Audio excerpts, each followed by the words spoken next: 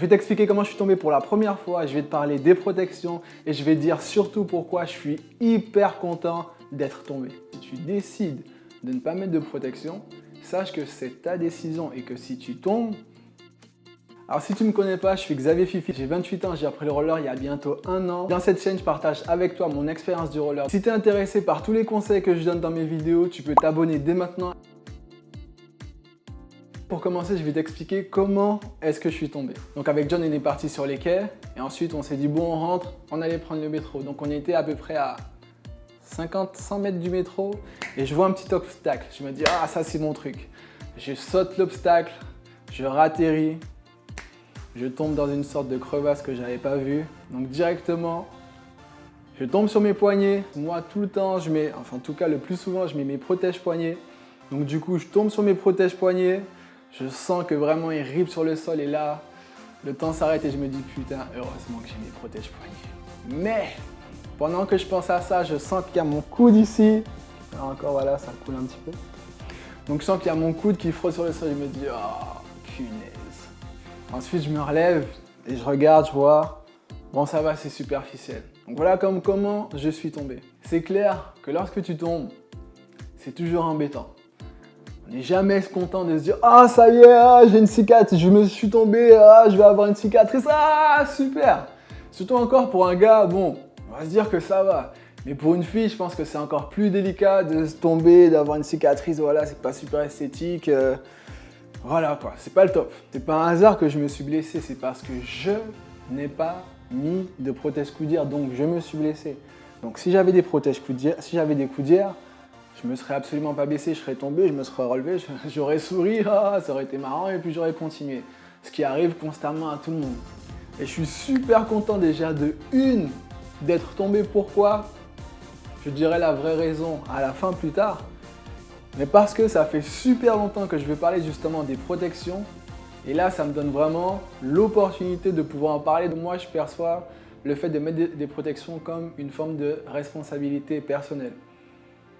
Voilà, tu tombes, si tu tombes, tu te blesses, c'est toi qui es blessé, c'est personne d'autre qui est blessé, quoi. Donc, je ne vais pas te dire de mettre des protections, je vais te conseiller de mettre des protections pour ne pas te faire mal, mais si tu décides de ne pas mettre de protection, sache que c'est ta décision et que si tu tombes, que ce qui va t'arriver sera les conséquences directes de ta décision. Rien de plus, rien de moins.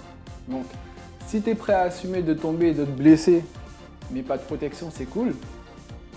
Mais si tu n'es pas prêt à ça, à assumer, mets tes protections, comme ça c'est fait, on n'en parle plus. Tout le monde porte des protections. Moi, je porte systématiquement mes protège-poignets. C'est pour moi le minimum que je puisse porter. De temps en temps, j'en mets pas. Lorsque j'en mets pas, c'est comment?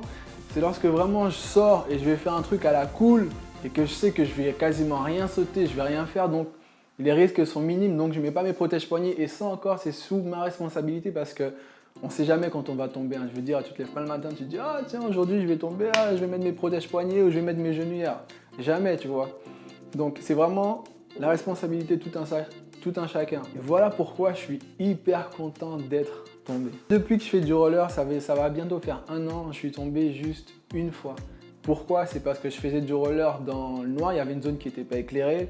Et il y a une rainure, vous savez, je vous ai déjà parlé de ça, il y a une rainure, mon roller s'est pris dans la rainure, boum, j'ai été déséquilibré et je suis tombé directement sur le sol, mais je ne me suis pas blessé.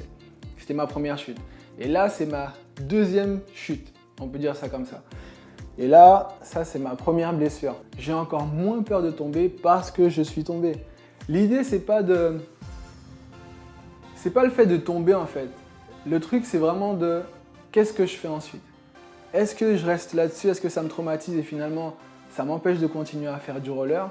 Et finalement, la chute m'a battu. À un instant précis, c'est juste un seul événement qui me fait arrêter le roller. Ou alors est-ce que je me dis, c'est la vie, tout le monde tombe, même les gars les plus forts, etc. Ils tombent, tout. C'est normal. C'est pas le fait de tomber qui fait qu'ils sont forts ou faibles. Ce qui fait que ces gars-là sont forts, c'est qu'ils se relèvent et qu'ils continuent, c'est tout. Si ça m'était arrivé lorsque j'étais débutant, là, pour moi, ça aurait été un problème. Parce que j'aurais commencé à assimiler mentalement le fait de faire du roller aux chutes, à tomber, à se faire mal, à se faire des bobos. Donc, mon assurance, elle aurait été complètement ébranlée dès le départ. Donc moi, vraiment, je conseille, si tu es débutant, si tu débutes au roller, mets toutes tes protections, casque, etc., coudière, genouillère, ce que tu veux. On n'est pas là pour faire le beau, en fait. Tu es là pour faire du roller. Et le roller, effectivement, ça inclut le fait de éventuellement peut-être tomber. Mais tomber, en fait, c'est rien à partir du moment où tu as tes protections. Alors, dernière chose, si toi, tu viens de tomber ou je sais pas, on sait jamais, un petit conseil pour que ça cicatrise sans laisser de traces, en tout cas pour que ça en laisse le moins possible. Prends du gel d'aloe vera, c'est bon pour la peau, ça permet à la peau de se régénérer assez vite et c'est naturel. Prends de l'aloe vera, je vais en passer tous les jours. Ouais. Tous les jours jusqu'à ce que je vois que ça se résorbe. Par exemple, ma copine, elle avait des brûlures à l'huile, de l'huile quoi. Elle a mis de l'aloe vera, aujourd'hui ça se voit quasiment plus. Donc c'est ce que je vais faire pour ça. Donc si tu t'es blessé à roller ou n'importe quoi d'autre, tu mets de l'aloe vera tous les soirs ou matin et soir selon ta motivation et tu n'auras pas de cicatrice. On verra si j'ai une cicatrice ou pas là, je vais traiter ça. Si tu as aimé cette vidéo, mets un j'aime pour que YouTube puisse mieux la référencer, pour que d'autres personnes puissent avoir accès aux informations que je viens de te donner. Si tu as une question, si j'ai quoi que ce soit dans cette vidéo, vas-y, poste ton commentaire, je vais te répondre.